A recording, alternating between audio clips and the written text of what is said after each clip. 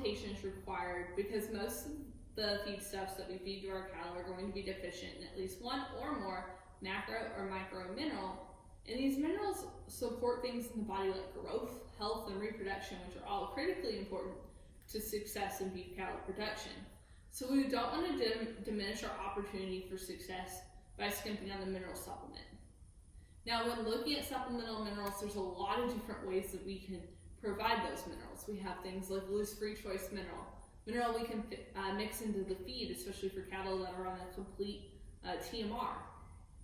We have injectable trace minerals, pelleted minerals, and minerals that are included in protein supplements. So with all those options out there, it can really be overwhelming. But one thing is for sure, there can be a drastic price difference across those different options. And so for most of our cattle that are out on pasture, a loose free choice mineral is going to be the best way to ensure that we're getting all of the macro and micro minerals that we need to supplement.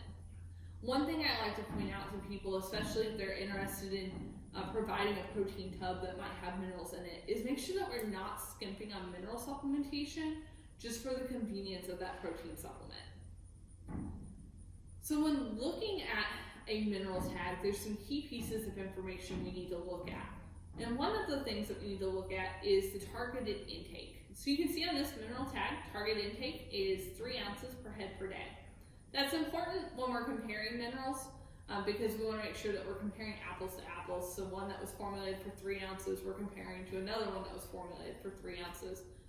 Because otherwise, the quantities of minerals that we see up here are going to look different between those two products. So, of course, we've got our quantities of minerals, but quantity isn't everything. We also need to look in this ingredients list and look at the sources of minerals. So, for example, zinc oxide is a less bioavailable source of zinc than, say, a zinc sulfate or even things like a zinc amino acid complex. And so we can see in this product, there's no zinc oxide, there is zinc sulfate, and so we would consider that an acceptable source of supplemental zinc. Now, if you're looking for a starting point for a good, high-quality, free choice mineral, the UK Beef IRM team has mineral specs available. You can simply just do a Google search for UK Beef IRM minerals, and you'll see that that sheet come up, and we've got a basic cow-calf mineral, a stocker mineral that includes rumensin, and a high magnesium mineral as well. So all those options show the recommended amounts and also details on sources for certain minerals. So that's a really great starting point.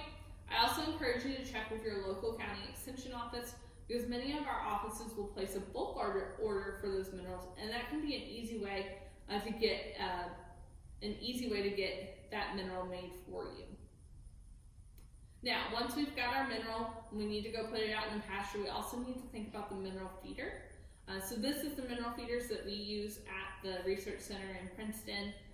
You can see they've got a cover on them, which is important for maintaining the quality of that mineral supplement and protecting it from things like rain and wind.